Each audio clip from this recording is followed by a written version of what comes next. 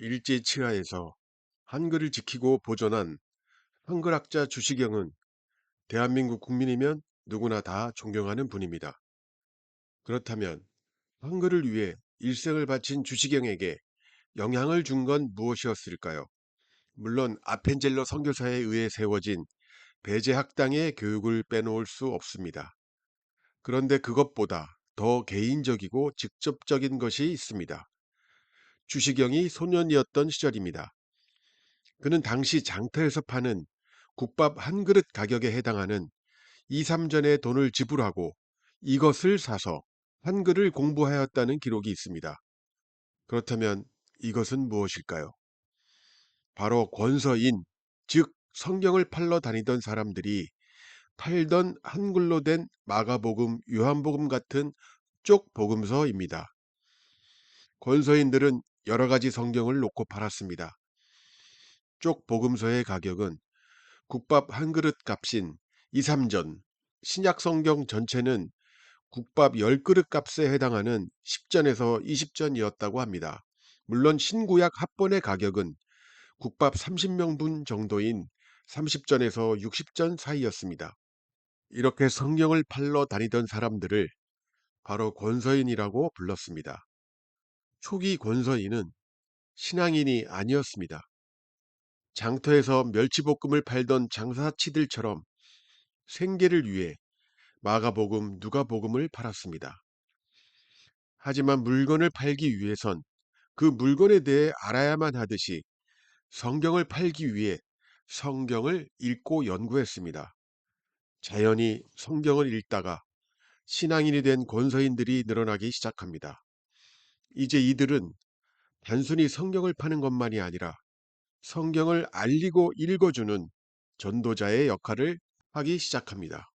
특히 1907년 평양 대부흥 이후 사경회가 전국으로 퍼지면서 권서인들의 성경은 인기 있는 판매품이 됩니다.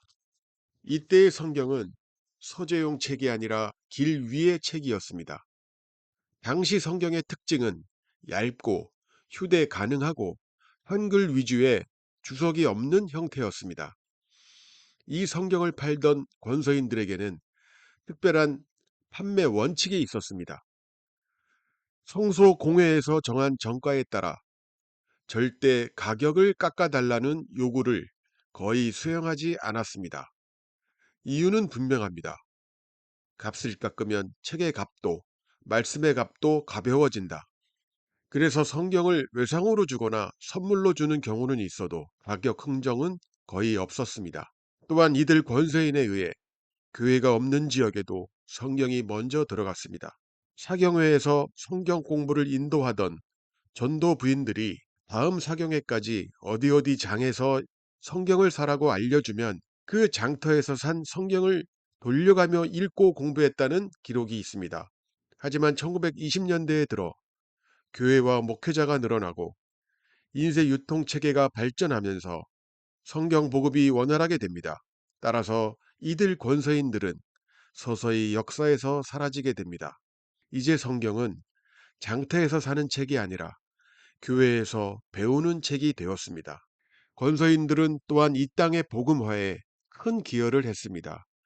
그들 중에는 서상윤, 백홍준 같은 성서 번역가도 있었지만 제주 선교의 핵심 인물인 이기풍 목사와 한국 교회의 가장 유명한 부흥사 중 한 명인 김익두 같은 분들이 있었습니다. 한편 1907년 평양 대부흥이 일어났던 한국과 비슷한 시기에 미국에서는 개신교 단체인 기드온 협회에서 무료 성경 배포를 시작하게 됩니다.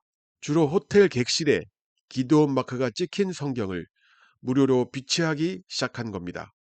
한국에서는 1963년부터 이 기드온 협회가 들어옵니다. 그리고 미국과 마찬가지로 호텔, 모텔, 심지어 여관에까지 무료 성경 배포를 시작하게 됩니다. 하늘색이나 팥죽색 혹은 검은색 표지의 성경에 횃불과 항아리가 있는 기드온 마크가 찍힌 것을 아마 기억하시는 분이 많을 겁니다. 당시 이 기드온 성경은 신약과 시편 잠언만을 합한 형태였습니다. 무료로 비치된 이 성경은 가지고 가도 되었기에 당시 웬만한 가정에서는 이 기드온 성경이 심심치 않게 발견되곤 했습니다.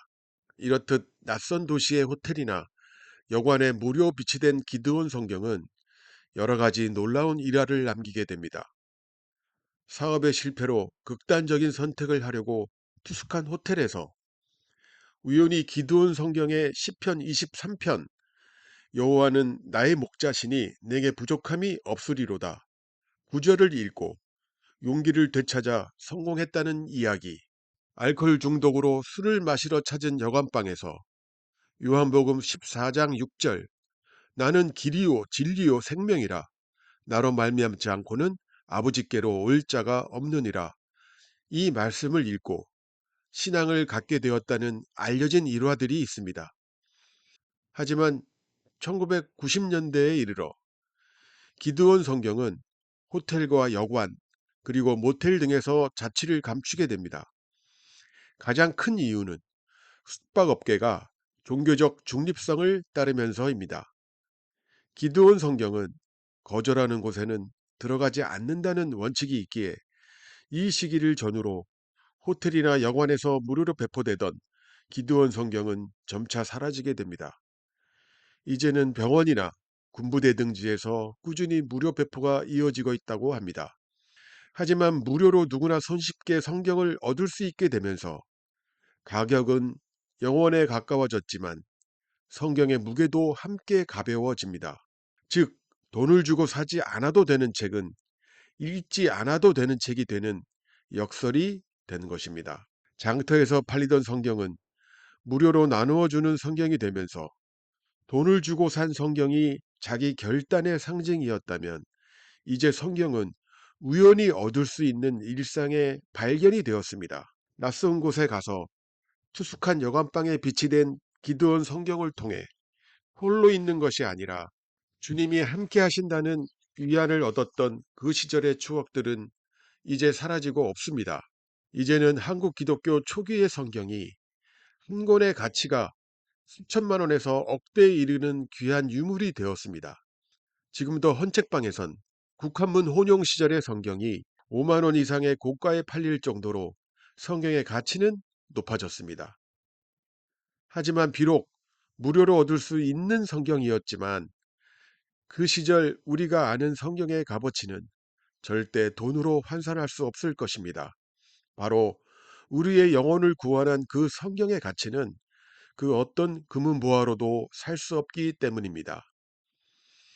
코르반TV 제10화 한국 기독교 역사에서 장터에선 팔고 여관에선 무료로 주던 이것 바로 성경에 대해 알아보았습니다. 이 내용이 마음에 드셨다면 구독과 좋아요를 부탁드립니다. 코르반TV는 매일매일 여러분이 평안하시길 기도드립니다. 감사합니다.